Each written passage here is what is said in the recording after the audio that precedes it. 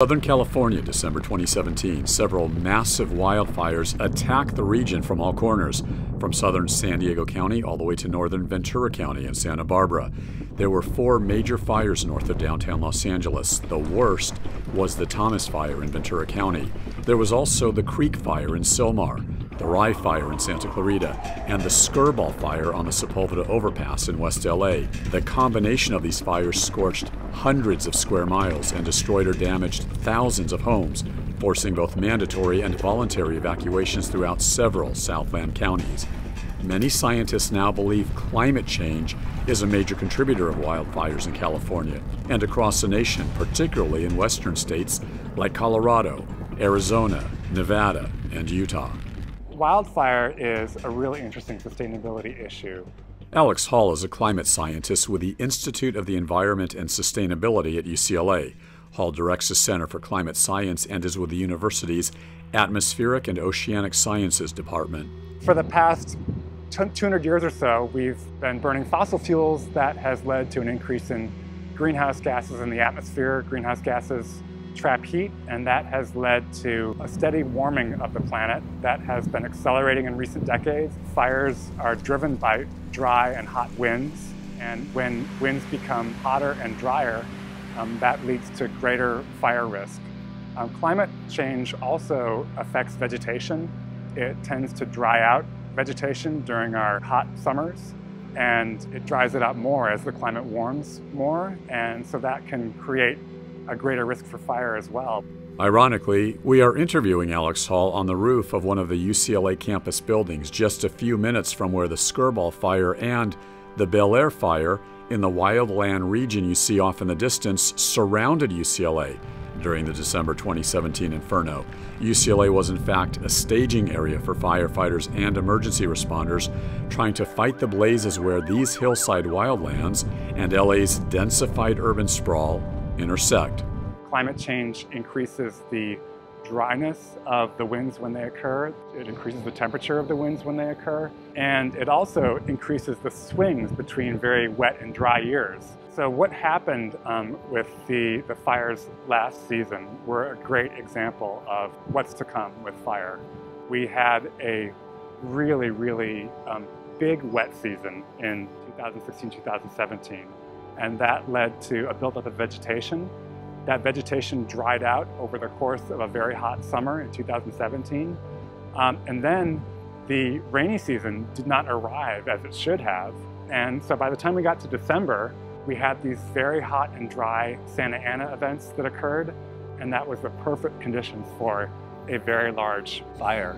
Climate change will increase the frequency of those types of events. And based upon all your scientific data, you really do believe that this isn't just par for the course in normal Southern California weather, that climate change is playing a major role in this? We're beginning to see the climate change signal emerge, certainly in the climate record. And then at the same time, the fires are also becoming unprecedented. We're seeing fires that are setting records in terms of their size and their intensity. To really get an idea of what Hall is talking about, we have to take you back to December 2017 for a personal look at the Thomas Fire, the worst California wildfire ever recorded in state history. During December, Southern California had hurricane force-like winds near 70 miles an hour. That's something the SoCal area hadn't seen in decades. Firefighters had established a command post at the Ventura County Fairgrounds. It was a 24/7 effort for all the fire crews. Our news drone demonstrates the enormity of that team effort. There were more than 500 engines from all over California stationed at the fairgrounds, with more than 2,500 firefighters. Chris Harvey was part of that team. We've had a long history of destructive and catastrophic wildfires in Southern California. We're talking about a fire that's over the size of the city of Detroit at this point. Weeks later, the Thomas Fire had engulfed an area larger than New York City. It is like a war zone. You're driving through areas where they're completely burnt out and black. It looks like a bomb went off. Gretel Compton lived in Ojai during the fire. Ojai is a quaint, artsy town of nearly 8,000 residents about 90 miles north of downtown Los Angeles. Gretel explained the Thomas Fire had surrounded her area and destroyed part of her home. I want to go home. I want to see what the damage is. I have no water, I have no power. I'm on a well, you know, all of that stuff is burnt. Other friends and neighbors have lost everything. And now they have to start from scratch, and it's so heart-wrenching. This was not part of the actual Thomas Fire. To try and sustain the neighboring healthy wildlife areas, firefighters were taking preventive measures to stop the Thomas Fire from scorching these hillsides that were being threatened. Firefighters were conducting controlled burns so those areas did not burn in an uncontrolled fashion later. Chris Harvey, back at the Ventura Command Post, explained there are various types of preventive measures to sustain wildland. There's brush clearing. We also have some livestock vegetation management where possible. We'll get sheep and goats out in these areas to try and graze and knock some of those fire fuels down. And then there's physical, actual removing the fuel. So disking, mowing, plowing, felling trees. So there's a number of different techniques that we can use to get those fire fuels reduced. Unfortunately, despite all the efforts to sustain a healthy environment, the Thomas Fire just wreaked havoc with the perfect storm of conditions. We hiked through part of the Ojai Valley wilderness. This highway was closed off to pedestrians and motorists. There had been mandatory evacuations all throughout this area. There were many homes on the other side of this hill in harm's way, and it was kind of eerie last December not seeing anyone out here. This snapshot of the Thomas Fire was a good example of what fire crews were battling from the ground all throughout Ventura County and Ojai. When you mix urban sprawl with a wilderness setting, this is what you get. And because of the drought that we've had here in Southern California for so many years, the entire Southern California region is now an inferno. And this is how it begins. Firefighters have left this area because they were concerned that there was moments ago a 40-foot wall of flames here.